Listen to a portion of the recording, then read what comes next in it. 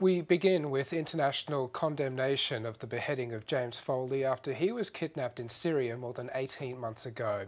The family of the US journalist has praised the 40-year-old after video was posted online by the Islamic State showing his murder. On Facebook, a message from Mr. Foley's mother, Diane, reads, "We have never been prouder of our son Jim. He gave his life trying to expose the world to the suffering of the Syrian people."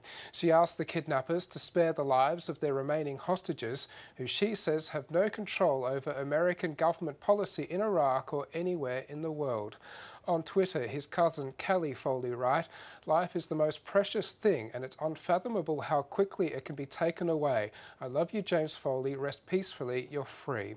At the time of his disappearance, James Foley was working for the US online news service Global Post.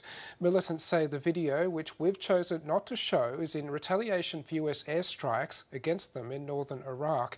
Prime Minister Tony Abbott has labelled the execution as sickening. He says the world is aiming to stop the terrorist organisation.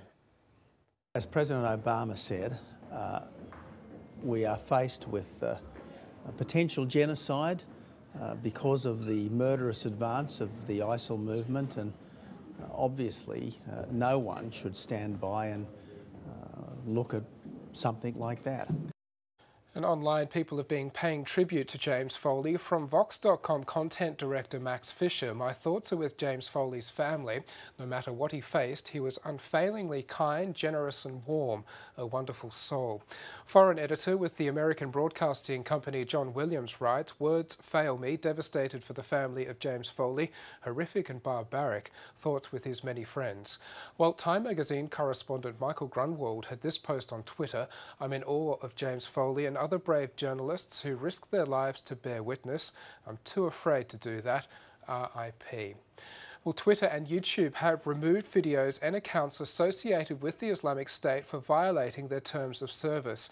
And social media users have been calling for a media blackout on sharing content posted by the group. They've been rallying under the hashtag ISIS Media Blackout. This from Al Jazeera's Wajahat Ali: "Don't share ISIS's beheading video of journalist James Foley. That's what they want, don't give them the satisfaction." The Muslim Public Affairs Council had this post on Twitter: "Please do not share the video or images from James Foley's execution, as it will give ISIS the attention it seeks." And there was this tweet too. This is the video you should be sharing on James Foley.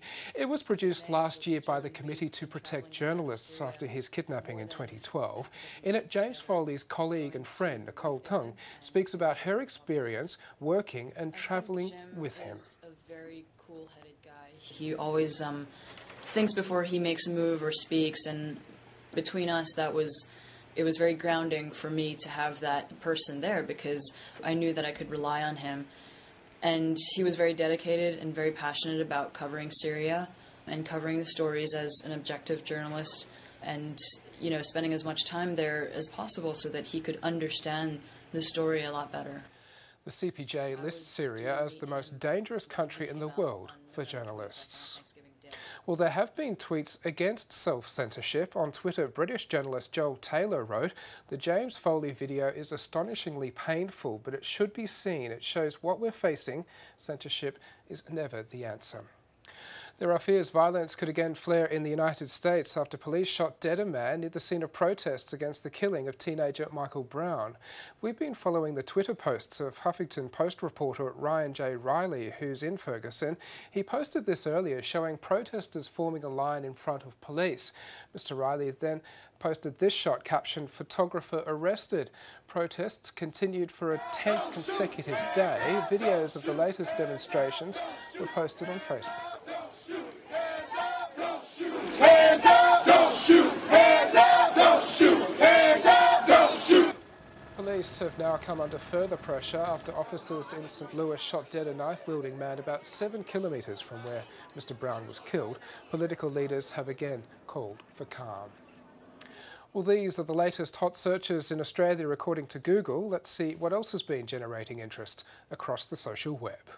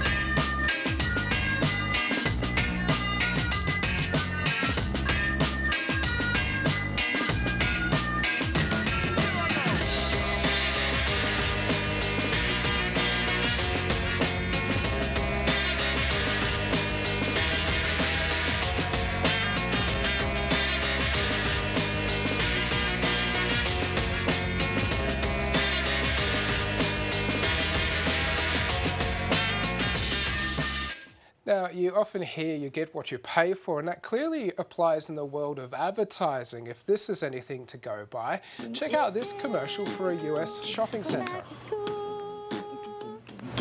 Denim, haircut, backpacks, backpacks, come get your backpack. Boots and pants and boots and pants. New shoes, get yourself an outfit. denim, Boots and pants and boots and pants. Haircut, new shoes. So get yourself back to school with these tips.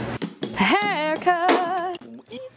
It's been dubbed the worst commercial ever. The ad is generating plenty of traction on YouTube, though. It's had more than 1.3 million hits in a day.